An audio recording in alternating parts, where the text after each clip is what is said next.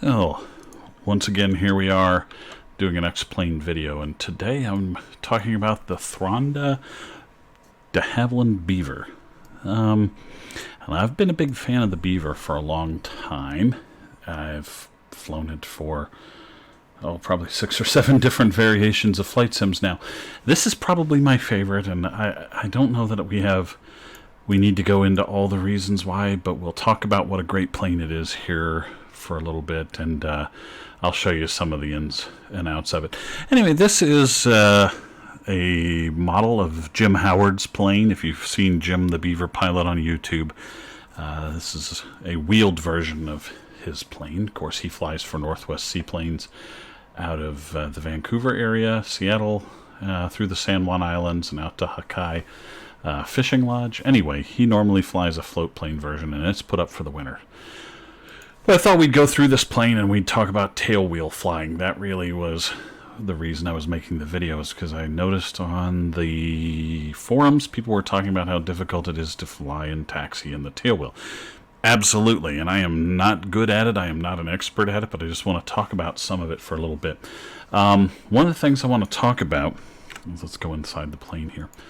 Let's do this more professionally. Let's come out of the plane. Now let's take a look at the tail wheel back here. The tail wheel on the Beaver can be moved about 25 degrees in either direction, but once you get beyond 25 degrees, it locks, or it goes free castering. It doesn't lock, I should say. It's free castering, meaning you don't have any control over it anymore. So that's not a very large angle, but you know, if you try to taxi and you push on your pedals for directional control, you know, like you would in a plane, you know, steering yourself around on the ground, does you absolutely no good in this plane. None at all, because once you go beyond the 25 degrees, it's a real pain. So let's go through the startup sequence. We're going to put our mixture and our prop all the way forward. We're going to start with the rear tank because I don't have any fuel in the wingtips. I shouldn't. Let me double check. Weight and balance. Yeah, we don't want any fuel in the wingtips. And you see the plane rock as I do that. They've modeled this thing so beautifully that it would make you cry if you like Beaver. Well, airplane.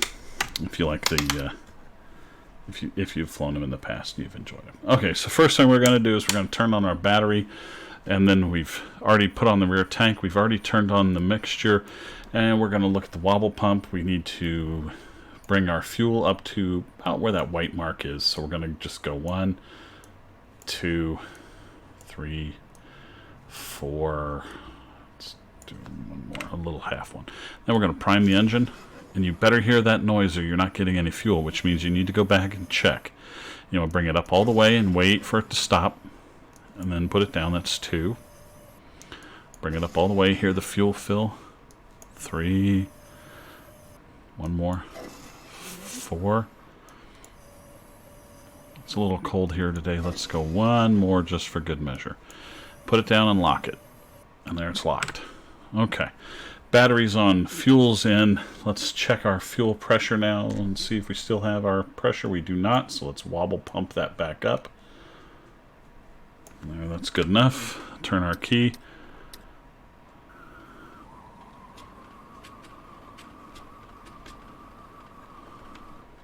Okay, I must have done something with the fuel pressure. Yeah, not enough. Try one more time. There we go. And she started. And we'll turn on our electronics. We're ready to go. So what we're going to do is we're going to taxi out, and then we're going to do some pattern work real quick, just so we can talk a little bit about tailwheel flying. Okay. So as you know, our tail wheel is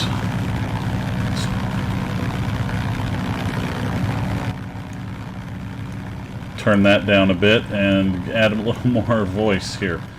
So the tail wheel is castering, as you know we were looking at earlier. And so that means the wheel is sort of free moving at the moment. Let's take off our parking brake, and we should be able to. Oh, okay, we've lined it up, so now it's back within the 25-degree arc, and we can use our pedals again. Real issue here is we got to be careful. So what we're going to do is use our toe brakes kind of for our turning. We don't want to wear our brakes out, so we want to use our tail wheel as much as possible, but we also don't want to take the throttle off too much, because then we start, you know, getting carbon on the spark plugs and fouling the spark plugs. We don't want to do that either, so we're in all kinds of issues here. Okay, so we're going to go to runway 23, and let's set our heading bug for about 2-3, and I'm going to actually set the course deviation arrow, or whatever you want to call the CDI. The course deviation indicator is also, I'm going to set to runway heading, so that we can fly our pattern without too much trouble. It's a little hard in a simulator, but we'll do our best.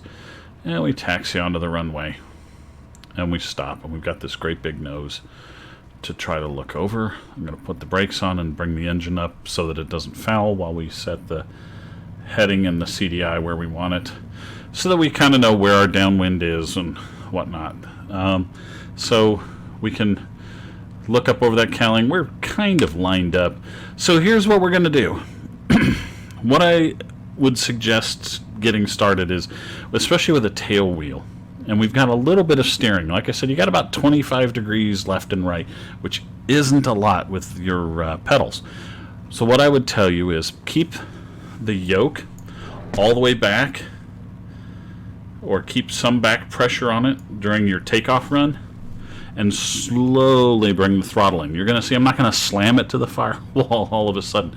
And what I'm going to try to do is keep at about a climb setting. So we're going to do about 20 or 2,000 RPM and about 30 on the manifold pressure. So you see 30 and 20, which is about where I climb. Anyway, the point is, if I keep the yoke forward, it's going to lift that tail up, and I'm going to lose all the authority that the wheel has, what steering I do have.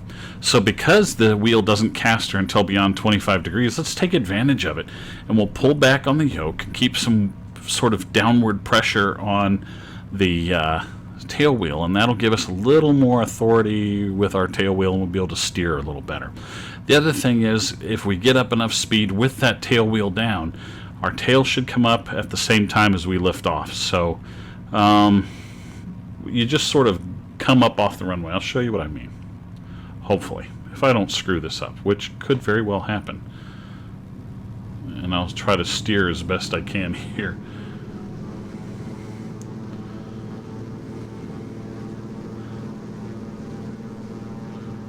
And I swear this went really well for about an hour earlier. So there we are off the ground. And we're just going to keep it at 20 and 30 for all of our pattern work, primarily because I just don't want to fiddle with it right now. That's obviously not our cruise setting. At this altitude, our cruise setting's going to be much lower than that. Probably like 1600 RPMs and 25 and a half on the manifold, I think. Anyway, let's keep flying out here. We've got a little bit of altitude under us. I want to get up to about 1,000 feet for our pattern. I think that's reasonable. So we'll just trim this for a little bit better climb. There we go. And by the way, I'm at Bella Coola in the mountains of British Columbia, so this little valley here. Anyway, right about here, we'll start our turn, and we're going to do watch the ball in our turn indicator, and we're going to come over to a 30-degree turn. I think that's 30 degrees, right about there, right? And we'll try to keep the ball centered as best we can as we make our turn. And it's a pretty tight valley, so there's not going to be a whole lot of anything other than the downwind. So we're just going to turn directly to the downwind. We'll just follow this road. We come out of our turn, a little more rudder in, keep the ball centered. And now we're at 1,000 feet. We can bring the nose down. I don't want quite so much speed. And there's Bella Coola off to our left. And we'll go up to about where that other notch is, and we'll make our turn again to land on 2-3. So the thing that we're going to do is try to... And the thing people don't seem to understand when I've talked to people who fly tail wheels and they get upset with the tail wheels and they get upset about it, or they have some frustration with it, is I notice that their approach speeds are really too high for what they're trying to do. And I think that's just some bad habits that get picked up by a lot of us, especially me, when we flight sim. You know, there's no real consequence to bad landings, you know, or we just try to kiss the runway, and so we don't really learn to land properly. Does that make sense? So what we're going to do is we're going to try to stay, but I try to stay about between 60 and 70 knots on the approach, and then stall it when I'm probably 2 or 3 feet above the runway. And the reason for that is I want to set all 3 wheels down on the runway if possible, and if I can get it to stall when I'm 2 or 3 feet above the runway, it'll land with all 3 wheels on the runway at the same time. If I'm going a little too fast, sometimes I'll just touch the 2 wheels down.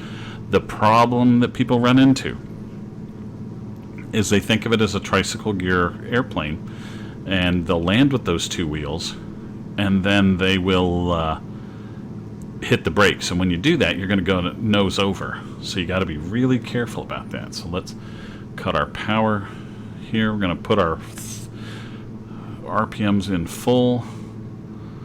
I'll try not to climb too much. Yep, there we go. There's a good turn again. Whoop, diving. Let's not go crashing into the ground now. Like I said, I'm not claiming to be an expert on this. I just thought I would point out some things that I've noticed about tailwheel flying and hope that it helps somebody. And we can see the airport up ahead there. And we'll start to slow down a little more, a little less throttle, start to descend, and we'll line up with runway 23. There we go. So now we're just going to slowly let the throttle down so that we're forced to put a little more trim in to keep our nose up and keep our airspeed up. And we can't really see the runway very well, I understand that, but that's you know, it's a great big Wasp engine out in front of us, and it's one of the downsides of flying a tailwheel plane like this with a great big radial engine out front is that it's a little hard to see over it. So we're just kind of catching glimpses of the runway from time to time and using our sort of our landmarks to determine where it is. And we'll come here and try to just do a touch and go, and we'll go around one more time. Hopefully we're going to do this well enough. So I'm going to have a little higher speed because I don't want the tail wheel on the ground, actually. For a touch and go, we're just going to touch those first 2 wheels down, hopefully. Ooh, that was a little rough. Sorry about that. And let's get out of here. Up and out again. And we'll go back to our 2030, which is really sort of our climb setting that we would normally use. And we will... Let's try to adjust my yoke a little bit so it doesn't skip around so much on the desk. We'll climb up to 1,000 feet, go out to our little notch here that we have in the hills before we begin our turn. So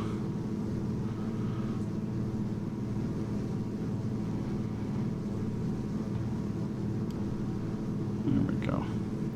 Well, trying to keep the ball centered at the same time. It's just a...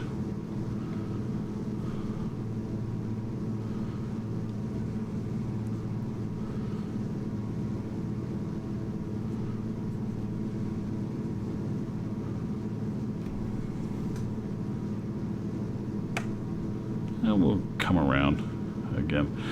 All the systems in this plane work really well, and the developer has been fantastic so far, I have to say. If you have any problems with it, you post on there's forums on the org store forums, or the org's forums, and boy, he is, or they are, I guess it's a team, they are on top of things. I mean, anything you want to know about, or that you have a concern about, or hey, I think this would be more realistic if, there'll be an update within a couple of days usually, where he's put something in there, or he's adjusted the product to say, yeah, you know, that was a good idea, I'll go ahead and put that in.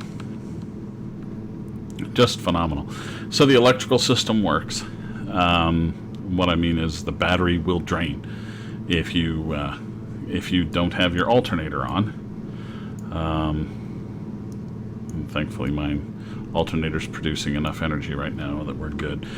And I've done that a couple of times. I did a 15-minute flight one time, and I have an issue with my honeycomb yoke. It wasn't that I overlooked the alternator, but my honeycomb yoke has a couple of shorts in it, in the wiring, and I've contacted them. They're going to take care of it for me. I'm fine with it, but of course that means I have to go without my yoke for a while, which is a little disappointing. But neither here nor there.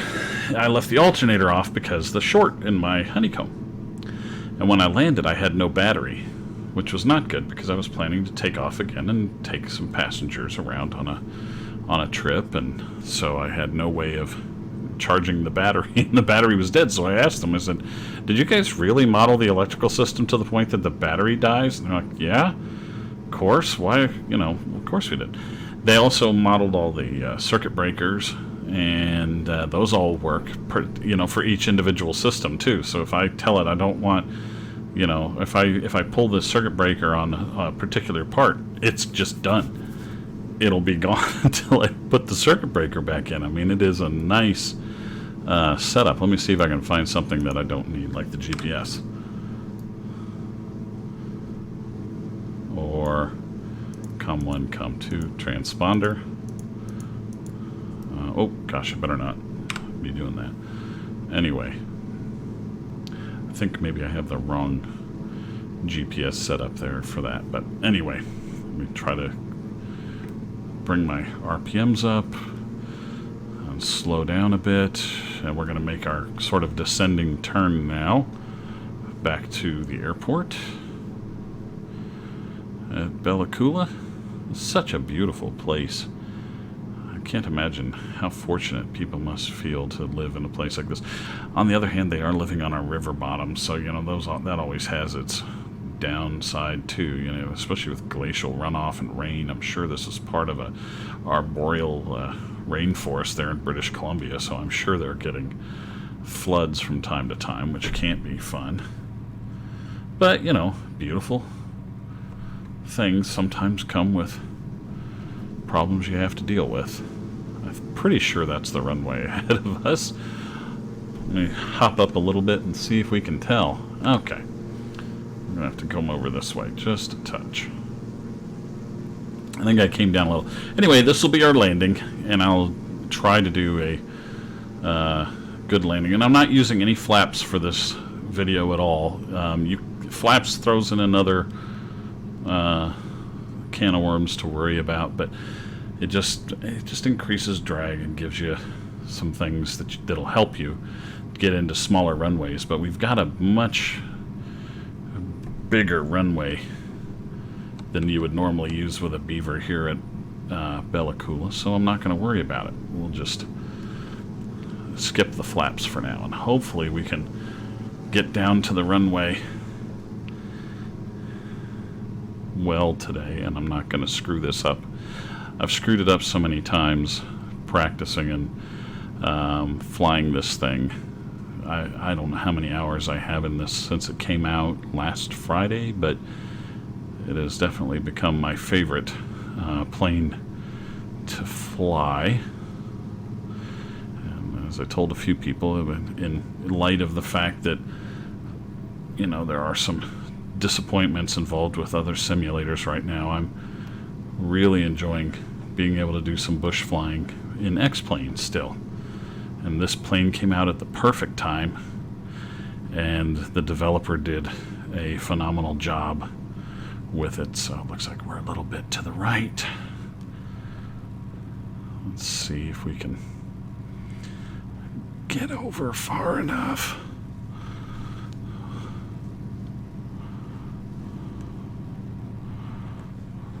There's the runway below us.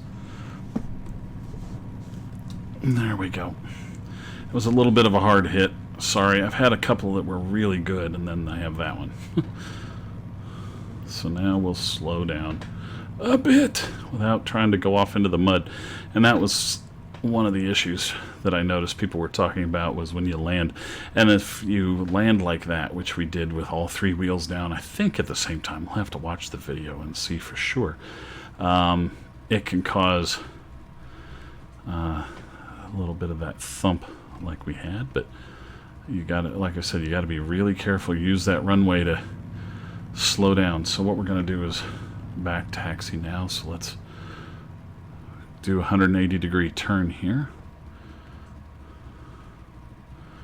And we'll take advantage of the fact that the plane does ground loop. We'll let that tail wheel caster spin it around. Whoop, a little too much maybe. Sorry about that. Like I said, I'm not an expert at this plane for sure. It's just a matter of practice. And if I could see a little bit out of the cockpit a little bit better. Maybe if I hop up a touch, I'll be able to see a little better. But without my track IR on, it's a little difficult to see. So we'll just sort of S-turn our way back and forth so we can kind of keep an eye on the edge of the runway. And here's our taxiway. And what's within our 25-degree angle of the wheel there, so not bad at all in terms of steering. Let's S-turn a little and see if we can figure out where the right side of this taxiway is without running ourselves into the dirt. There should be an apron somewhere around here. Oh, it's going to be up further. Okay, these are all the private hangars, so we'll let them do their private hangar thing here. I don't know what that meant, sorry.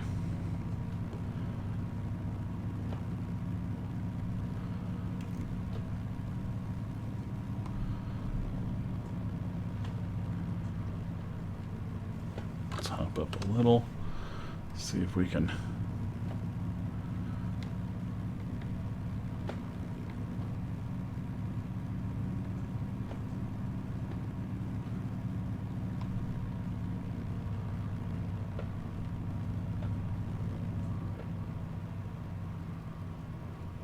I think there was another cone there. We should be all right.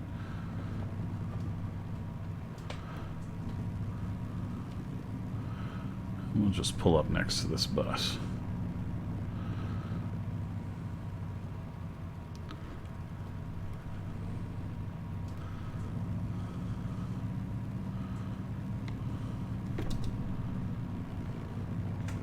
And try not to bust up on that ambulance at all. Well, that was a little rough turn, sorry. So we'll set our parking brake. Bring our RPMs up. We'll take the prop out for a second, make sure we haven't overheated the engine at all. Let's take a look at our gauges. And we used just a little bit of fuel out of the rear fuel engine or the rear tank, not much. Turn off our navigation lights. And we can turn off the avionics. We don't really need that right now. And we got 24.5 hours so far, I think, in the Beaver. Not horrible, not bad, I guess. Let's take a look at our temperatures. They're all reasonable, so let's kill the engine. And now the prop has stopped moving. We'll turn off our magnetos, turn off our fuel, and turn off our master switch. There we go. Guess we ought to leave the beacon on all the time, just like we leave the alternator on all the time. There we go. Okay, so let's talk a little bit about the plane itself. You know, it's got all these little doodads and windows and stuff that you can open, which is nice.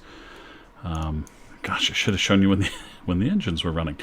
When you open the windows, you hear louder engine sounds. So the engine's a lot louder. You have all these seats back here. You have the rear passenger doors that you can get in and out of. Of course. So, nicely modeled. So let's bring up the Thranda menu and let's talk about a few things on here. Let's put all the tie downs on. So you have your chocks and, you know, the rear ties and each wing. Okay. So weight and balance. Let's say I want to have a cargo plane. Now these Alaska doors are can only be operated from the outside of the plane or from this menu. You can go in here and you can go general and you can click on the doors and it'll open them up.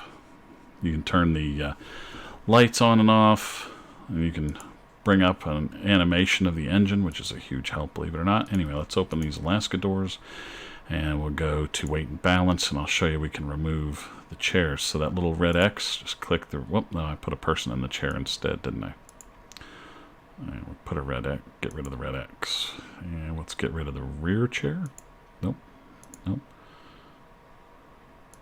There we go. So now all the chairs are gone, and now you can just put cargo back here. So they've done a really nice job modeling the interior without the seats. And what else can we do? Well, sorry. We talked about this before. You can fill the fuel tanks, you can put fuel in the wing tanks, and you can put on a belly tank. This I thought was really interesting. There's the filler for the belly tank, and if I take that away, boom, take the belly tank on and off, there's the filler. Really nice. Of course, there's the door for the other 3 tanks. I believe that's where that is. You should have front, middle, and rear tanks there. Oop, hit you in the face, sorry about that. But the lighting in this is beautiful as well. When nighttime comes, it's really well done. Here's the other thing. This they have sound. What do they call that? Active sound suppression in the headsets. Wing tanks. Got a switch here.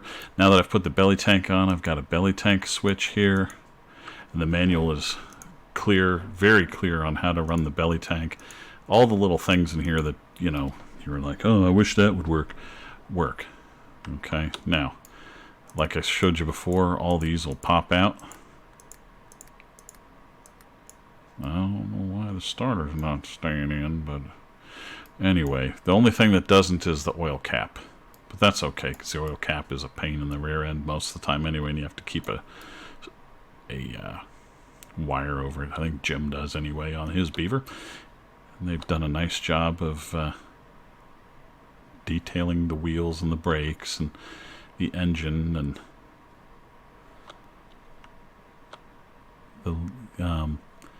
the big Wasp engine here in the front. And there's other things with this plane as well that I really think people will like. You can create your own liveries, and it gives you the option of changing all the colors, etc. You can make the plane extremely dirty and scratchy, or scratched up. Scratchy. I think I forgot to hit apply. Oh, it's going to change the livery. Well, foo. Sorry about that. Professional.